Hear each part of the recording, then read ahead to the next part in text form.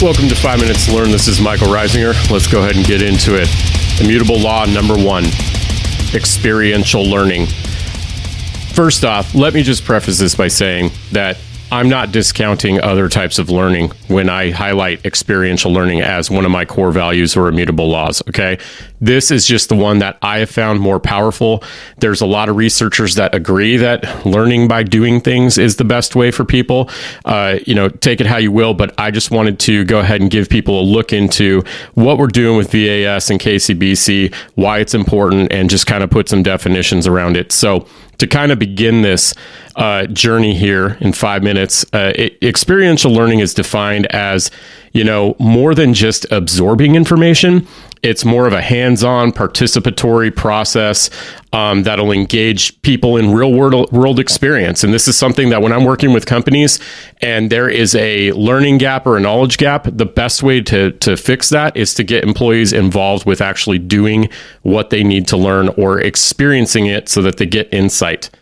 It's crucial because it involves active engagement and retention of knowledge, similar to riding a bike.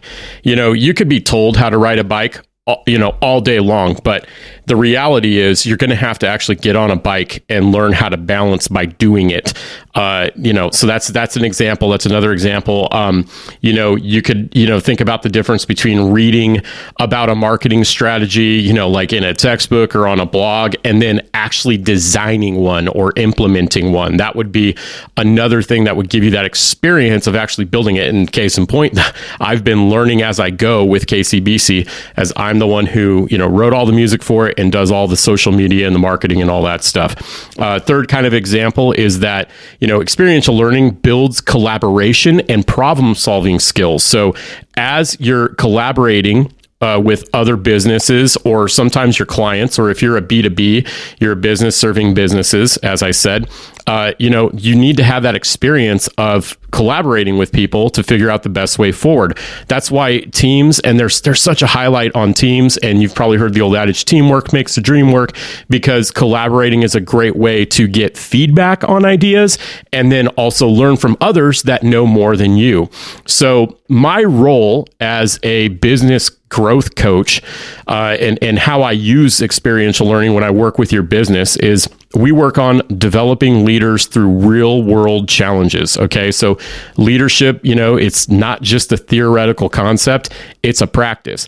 Experiential learning can provide you as a leader with opportunities to face real world challenges, make decisions that have real impacts, and learn from the consequences. Remember, consequence, it's a neutral word. There's good consequences, there's bad consequences, and then there's, agnostic, indifferent consequences. But either way, when you actually face real world challenges of being a leader, you build leadership muscles. Okay. Experiential learning will also enhance how your team works together and their communication. It will, bring that need and that vitality to collaborating, communicating effectively amongst the team. And then in bigger organizations, when there's cross-functional teamwork, like if IT has to work with marketing and marketing has to work with recruiting or nursing or whatever type of organization you're in, that is going to help everybody learn a little bit more about what the other side is doing. And it also encourages a culture of continuous improvement, which will be one of my later immutable laws that I'll be talking about. But, when you're having a massive amount of experiential learning or learning by doing in your organization, it's inherently aligned with the principles of continuous improvement. It's going to help you create a culture that values learning through experience. And I think that is the biggest win when we see that happen. Peter Senge defined it as the 5th discipline. And he said that the organizations that can make themselves learning organizations, they will last in the future and they'll be able to adapt with change.